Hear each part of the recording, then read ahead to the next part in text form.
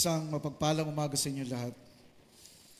Muli tayo ngayon ay inaanyayahan kung ano ang pananampalataya. Ano nga ba ang pananampalataya?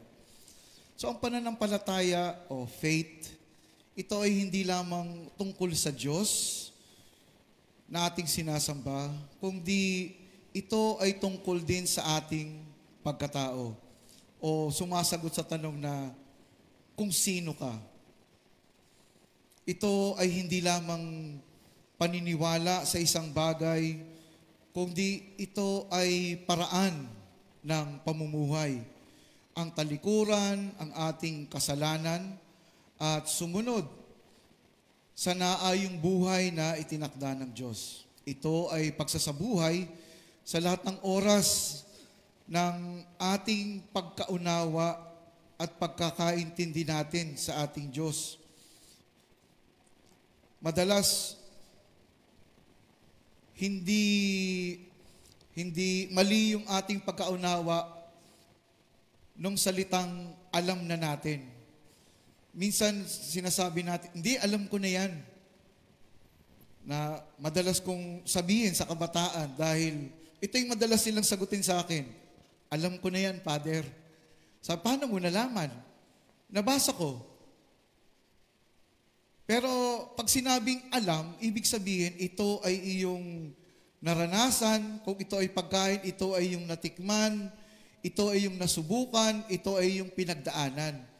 Hindi lang narinig, hindi lang nakita, hindi lang napanood. Kaya minsan, sumasara agad ang isip ng mga kabataan natin dahil alam ko na yan. Alam ko na yan, Father. At ang pananampalataya ay pananalig din ng ating puso. Pag sinabing pananalig, conviction. Dahil ang buhay natin ay inaayon natin sa ating paniniwala. Dahil sa ating paniniwala at pananampalataya, itinutuwid natin ang ating mga kamalian. At kung hindi natin itinutuwid, hindi naman talaga tayo naniniwala sa Diyos. Ibig sabihin, naniniwala lang tayo sa ating sarili. So, ano ang sinasabi sa atin ng Ebanghelyo? Ano pa ang kailangan natin upang may kailangan pa ba tayo upang madagdagan ang ating pananampalataya? Kailangan pa ba natin ng mga paalala? Kailangan pa ba natin ng mga senyales? Kailangan pa ba natin ng mga himala upang lalong lumalim ang ating pananampalataya? Pero kailangan tandaan din natin na ang pananampalataya ay relasyon sa Diyos. Ang pananampalataya ay pagkakaroon ng malalim na ugnayan, patuloy na malalim na ugnayan sa ating Diyos at sa ating kapwa. Medyo liliko lang ako ng konti, palayo sa gospel dahil ito yung nais kong pagtuunan natin ng pansin. Ang pananampalataya ay hindi pag-unlad. Hindi lang ito pag-unlad sa ating pagkatao. Pag sinabing pag-unlad, promotion.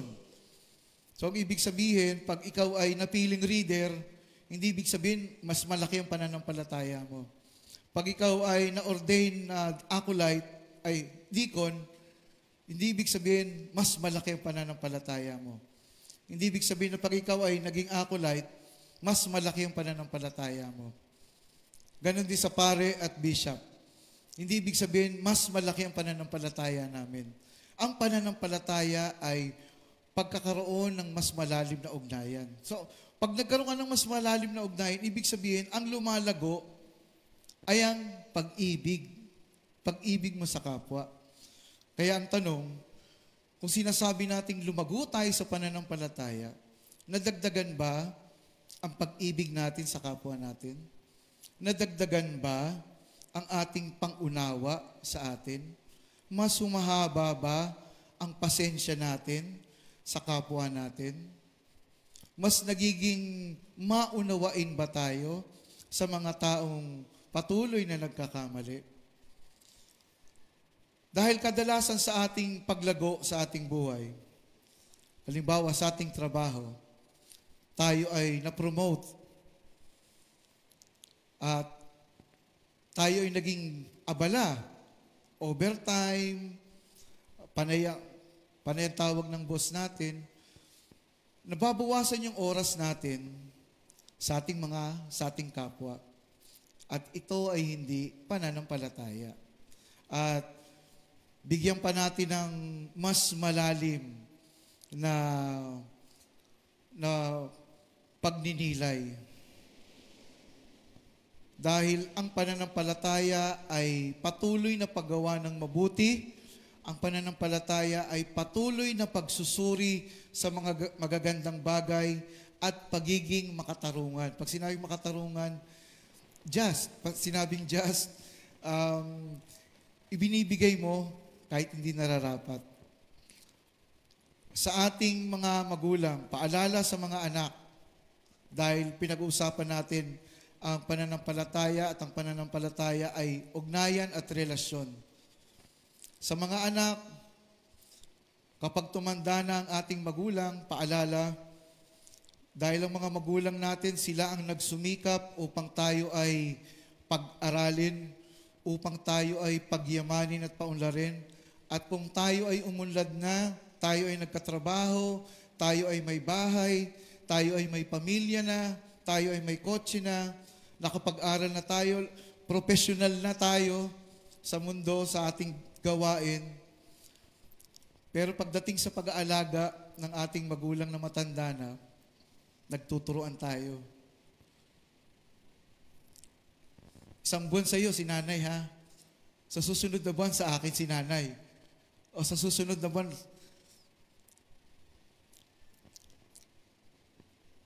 dahil ang pananampalataya ay pagkakaroon ng malalim na ugnayan. At ang pananampalataya ay patuloy na pagkakaroon ng ibig sabihin habang tumatagal dapat lalong lumalalim yung pag-ibig natin. Ganon din naman yung pag-ibig natin sa Diyos.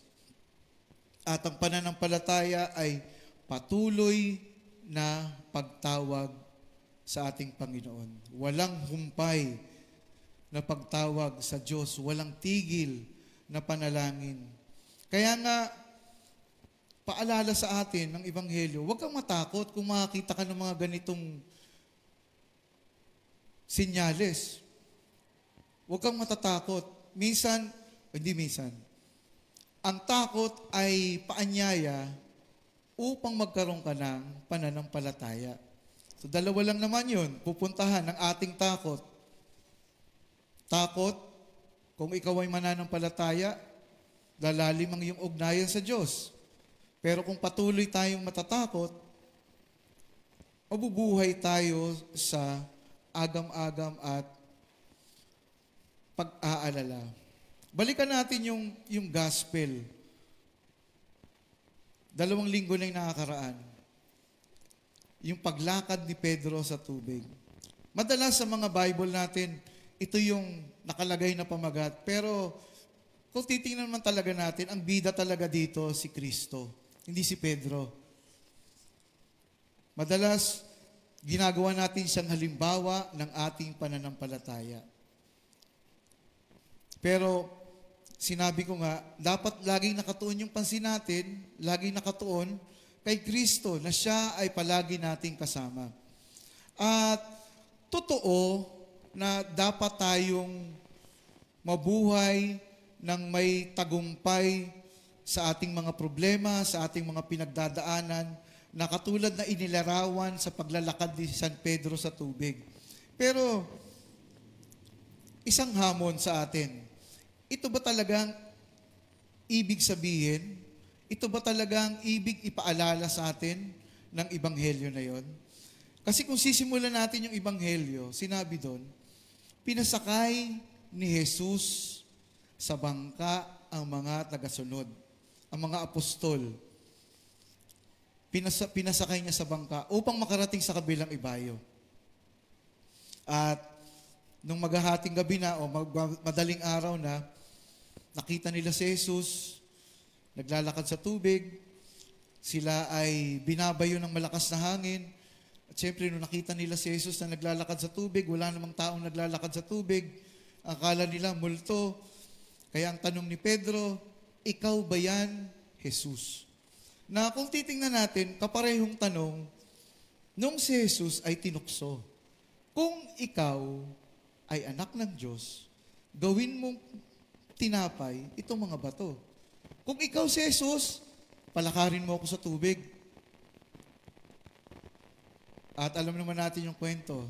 Lumabas siya ng bangka, naglakad, nakita ang hangin, lumubog, humingi ng tulong kay Kristo, inabot ni Kristo ang kanyang kamay, siya ay binalik sa bangka, at sila ay nananampalataya.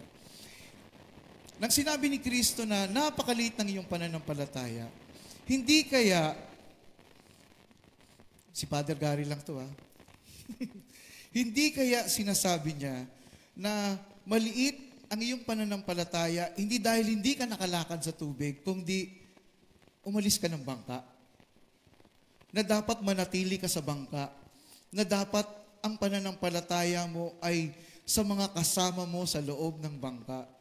Kaya ako nga kayo pinasakay ng bangka para makatawid sa ibayo. Di sana sinabi na lang ni Kristo, o sige, Pedro, nakakalakad ka na sa tubig, pumunta ka na sa kabilang ibayo. O sino yung gusto? O sino pa? Juan, gusto mo bang maglakad sa tubig? Santiago, gusto mo bang maglakad sa tubig? Hindi Ibinalik na si Pedro sa bangka at sila ay nanampalataya. So, makikita natin, may mga pagkakataon na nagsisimula sa wala, pumupunta sa pananampalataya.